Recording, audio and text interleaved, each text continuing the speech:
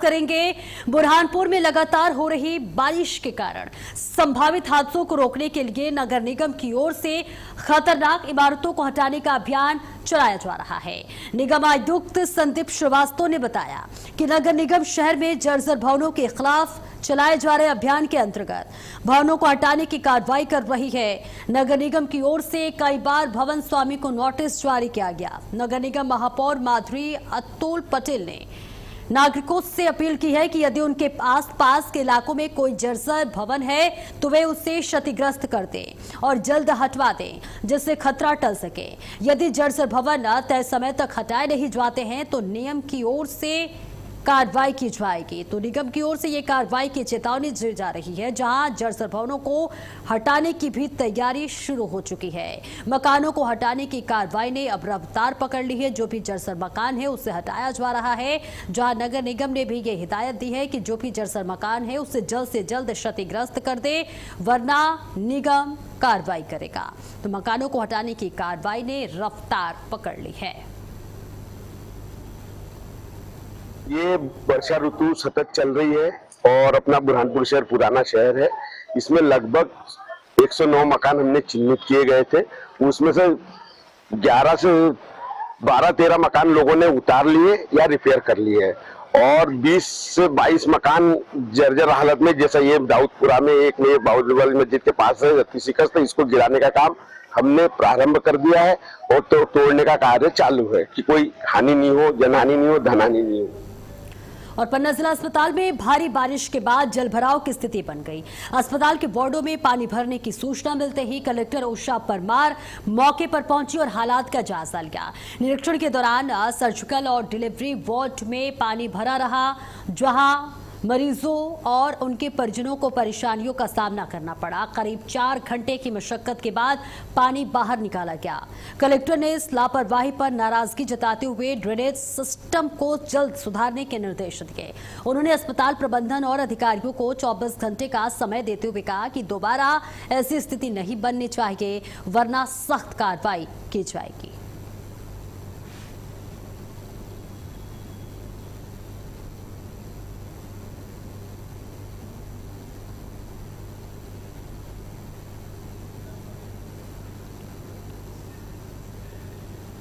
और वही बुरहानपुर में अब भी कई जगहों पर अखबार के कागजों में खाने पीने की चीजें परोसी जा रही हैं, जबकि भारतीय खाद्य सुरक्षा और मानक प्राधिकरण यानी कि FSSAI ने इस पर रोक लगा रखी है। होटल, ठेले और जंक फूड विक्रेता आज भी समोसे, कचौरी, भजिए और अन्य खाद्य सामग्री अखबार में पैक कर ग्राहकों को दे रहे हैं। विशेषज्ञों के मुताबिक अखबार की स्याही में मौजूद हानिकारक रसायन गर्भ खाने के साथ मिलकर सेहत को नुकसान पहुंचा सकते हैं और पेट से जुड़ी बीमारियों का खतरा भी बढ़ा सकते हैं। जिला अस्पताल के सिविल सर्जन ने भी इसे स्वास्थ्य के लिए गंभीर खतरा बताया है। तो वहीं समाज सेवियों ने प्रशासन और खाद्य सुरक्षा विभाग से लोगों को जागरूक करने और नियमों का उल्लंघन करने वालों पर कार्रवाई की मांग की है।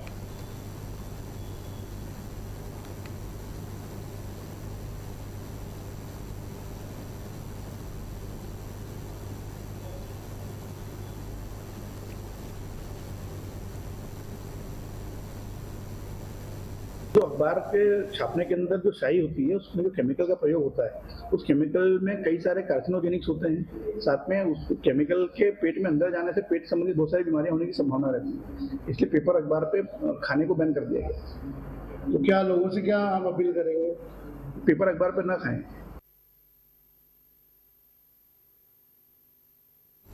शिवपुरी जिले के नरवर तहसील अंतर्गत आने वाले ग्राम पंचायत चकरामपुर के बड़ोनियापुरा के ग्रामीणों ने कलेक्टर पहुंचकर आवेदन देकर सालों पुराने रास्ते को दबंगों के कब्जे से मुक्त कराने की मांग की है। वहीं ग्रामीणों का आरोप है कि गांव के कुछ दबंगों ने पिछले 15 दिनों से रास्ता बंद कर रखा है, जिससे ग्रामीणों और किसानों को भारी परेशानियां हो रही हैं। साथ ही गाँव के बच्चों को भी स्कूल पहुंचने पर दिक्कत होती है। ग्रामीणों के अनुसार रावतपुरा स्कूल से बड़ोनियापुरा तक जाने वाला ये रास्ता बागमन का मुख्य मार्ग है और इसी रास्ते से किसान अपने खेतों तक पहुंचते हैं। ग्रामीणों ने कलेक्टर से मांग की है कि तत्काल अतिक्रमण को हटवाया जाए और रास्ता खुलवाकर सड़क का निर्माण कराया जाए।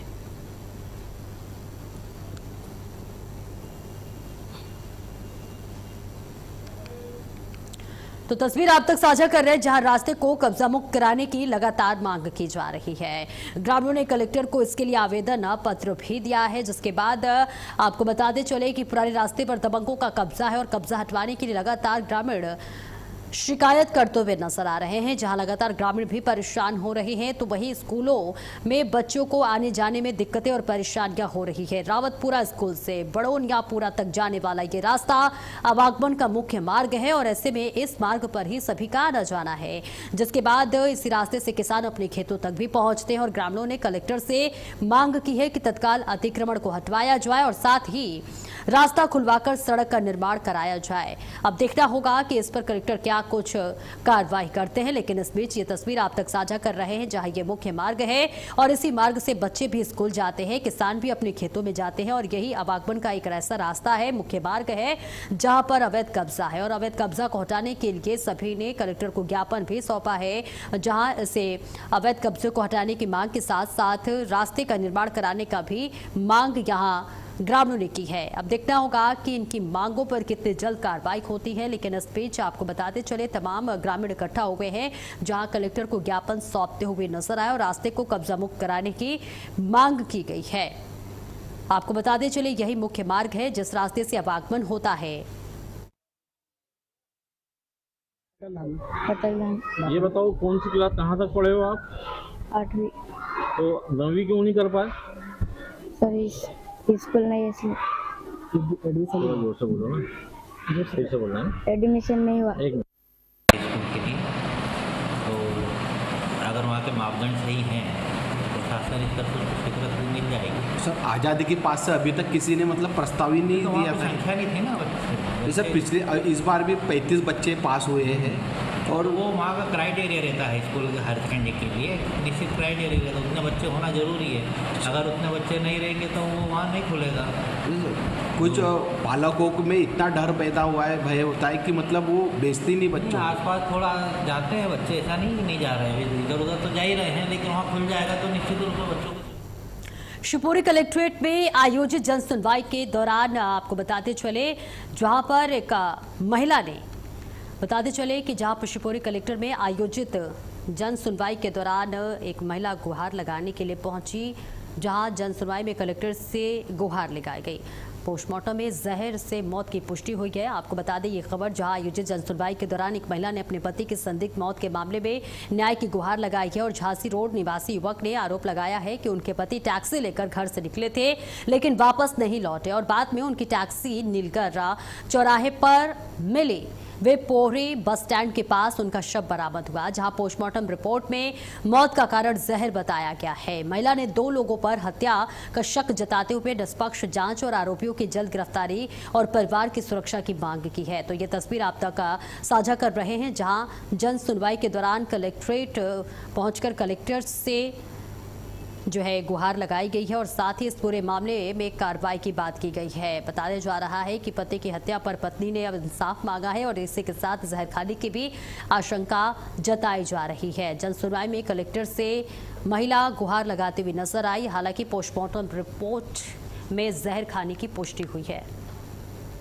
और चलिए आगे बढ़ते हैं। निवाड़ी शहर की एक मोबाइल शॉप में चोरी की बड़ी वारदात सामने आई है, जहां 6 जुलाई की रात चोर दुकान के पीछे की दीवार तोड़कर अंदर घुस गए और 20 नए मोबाइल फोन जिनमें रियलमी और सैमसंग के स्मार्टफोन शामिल हैं, साथ ही गले में रखी नकदी चोरी कर ले गए। अगले ही दिन सुबह दुकान खोलने पर घटना का पता चला।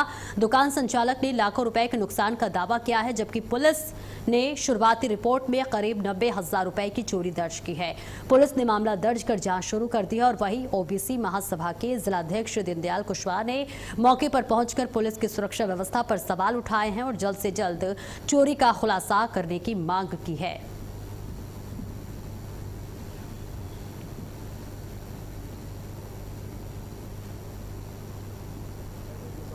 शाम को चले गए थे घर पर, सुबह से आए तो ताला खोला तो फिर अंदर देखा तो मोबाइल वगैरह गायब थे और फिर पीछे देखा तो फिर दुकान का दीवार तोड़ के चोर ले गए सब कुछ। कितना नुकसान हो गया? करीबन हमारा 10 से 15 लाख का नुकसान हो गया है। मोबाइल 50-60 मोबाइल ले गए हैं और कुछ कस्टमर के मोबाइल थे। इसमें FIR दी है, हमने थाने में दी सूचना।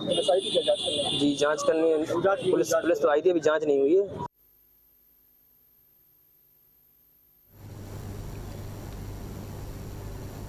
और इंदौर के हीरानगर थाना क्षेत्र में युवती ज्योति अग्रवाल की संदिग्ध मौत के मामले में पुलिस ने बड़ा खुलासा किया है। शुरुआती तौर पर परिजनों ने जहरीला पदार्थ खाने की बात कही थी, लेकिन पोस्टमार्टम रिपोर्ट में मौत की वजह गंभीर चोटें सामने आई हैं।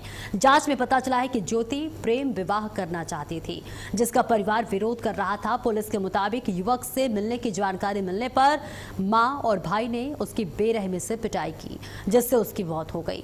पुलिस ने दोनों को गिरफ्तार कर हत्या का मामला दर्ज किया है। घर के सीसीटीवी का डिलीट भी कर दिया गया है और डेटा भी रिकवर कर लिया गया है, जिससे अहम साक्ष्य मिले हैं, जिसके बाद अब कार्रवाई हो रही है।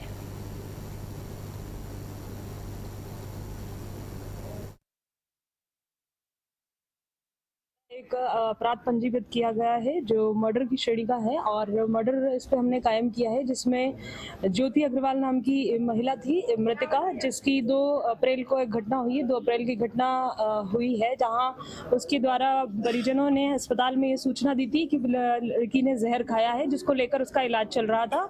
बाद उसके 3 तारीख को उसकी डेथ हो गई। उसको लेकर हमारे द्वारा गहन जाँच की गई। बाद जब पोस्टमार्टम रिपोर्ट आती है उसमें कॉज ऑफ डेथ पॉइजनिंग न होकर हेड इंजरी रहा। जिस प्रकरण है उसमें लड़की की हत्या उसके भाई ने और माता ने मिलकर की थी, जिस पर से हमारे द्वारा अपराध पंजीबद्ध कर गिरफ्तार किया गया। और थाना कन्नौज देवंग खातेगांव पुलिस ने संयुक्त कार्रवाई करते हुए किन्नर बनकर लूटपाट की वारदात को अंजाम देने वाले 6 आरोपियों को गिरफ्तार किया है। पुलिस ने आरोपियों के कब्जे से लूटी गई संपत्ति, घटना में प्रयुक्त 2 कारें और हथियार बरामद किए हैं। इंदौर बैतूल हाईवे स्थित नानसा सर्विस रोड के पास डकैती की योजना बना रहे 5 बदमाशों को हथियार सहित गिरफ्तार किया था। और वहीं मामले की गंभीरता को देखते हुए एसडीओपी आदित्य तिवारी और थाना प्रभारी विजय सिंह लोधी के निर्देशन में पुलिस ने सीसीटीवी के आधार पर जांच शुरू कर दी है। जांच के दौरान सोनू उर्फ सुनील नाथ को हिरासत में लिया गया। गिरफ्तार आरोपियों को न्यायालय में पेश किया गया। पुलिस जांच में सामने आया है कि आरोपी किन्नर का भेष धारण करके लोगों का विश्वास जीतते थे, फिर हथियारों के बल पर लूटपाट की वारदात को अंजाम दिया करते थे। शिवपुरी जिले के ग्राम नरोवा निवासी युवक ने कलेक्टर को आवेदन देकर तहसीलदार पर गंभीर आरोप लगाए हैं। उनका आरोप है कि तहसीलदार के निर्देश पर उनके भाई और पिता के खिलाफ झूठी एफआईआर दर्ज कराई गई है। युवक का कहना है कि जमीन विवाद मामले में सुनवाई के दौरान उनके साथ गलत व्यवहार हुआ, जिसके बाद उन्होंने मोबाइल टावर पर चढ़कर विरोध जताया। उन्होंने कलेक्टर से पूरे मामले की निष्पक्ष जांच कर एफआईआर निरस्त करने की मांग की है। अधिकारों की लड़ाई के लिए चढ़ा, जो कि तहसीलदार महोदय मेरी बात नहीं सुन रहे थे, इसीलिए मैं वहाँ पे अपने अधिकारियों के लिए चढ़ा। शामिल बंटवारा था तो मैंने तहसीलदार महोदय से कहा कि पहले हमारा शामिल बंटवारा कर दिया जाए। उसके बाद में एक इस दर ने जो जमीन बेची है, फिर जिसको बेची है उसको दे दिया जाए। तो तहसीलदार महोदय ने मेरी आपत्ति को न सुनते हुए मुझे अपने केबिन से कर्मचारियों के साथ में धक्के मार के और अशब्द भाषा का प्रयोग करके मुझे केबिन से बाहर निकाल दिया। उससे मैं आहत होकर खंबे पर टावर पर चढ़ गया। और धार जिले के बदनावर तहसील के एक परेशान करने वाली घटना सामने आई है, जहां दत्तीगारा गांव के एक किसान ने कृषि दवा विक्रेता की दुकान के सामने कथित तौर पर कीटनाशक पी लिया। किसान का आरोप है कि बीज उपचार के लिए खरीदी गई दवा के इस्तेमाल के बाद उसकी सोयाबीन की फसल खराब हो गई। वे शिकायत लेकर दुकान पहुंचा, लेकिन वहां उसकी बात सुनने के बजाय कथित रूप से अभद्र व्यवहार किया गया। इससे आहत होकर किसान ने दुकान के सामने ही जहर पी लिया। गंभीर हालत में उसे धार अस्पताल में भर्ती कराया गया। पुलिस पूरे मामले की जांच में जुटी हुई है।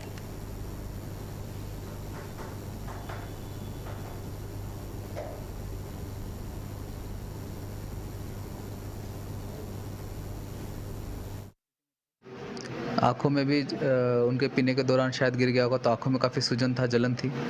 अभी कीटनाशक प्रारंभिक जांच में अपने को लगा कीटनाशक भी आया है, उस हिसाब से अपन इलाज चालू कर दिया है। पेट की सफाई करना, आंखों का इलाज करना अपन स्टार्ट कर दिया है। अभी पहले से थोड़ा ठीक है, बट क्योंकि ये जहर है तो आप शुरुआती जो 3 दिन होते हैं वो रिस्की होते हैं। अपन एकदम 100% अभी ये नहीं कह सकते कि क्या कारण रहा, क्यों दवाई पी? ये जो सोयाबीन थी हमने बोने के लिए वो दवाई लाए थे, तो दवाई 2 डब्बे दिए थे दवाई के, तो वो दवाई डाली, उसके कारण सोयाबीन उगी नहीं। अब हमने क्या गिरवे रकम नहीं रख के ने लाए थे, सोयाबीन ने भिजवारा नहीं। अब हमारे पास दूसरे पैसे भी नहीं बोने के लिए। कितने बीघा जमीन है इनकी? 10 बीघा है। 10 ही बीघा में इनने दवाई।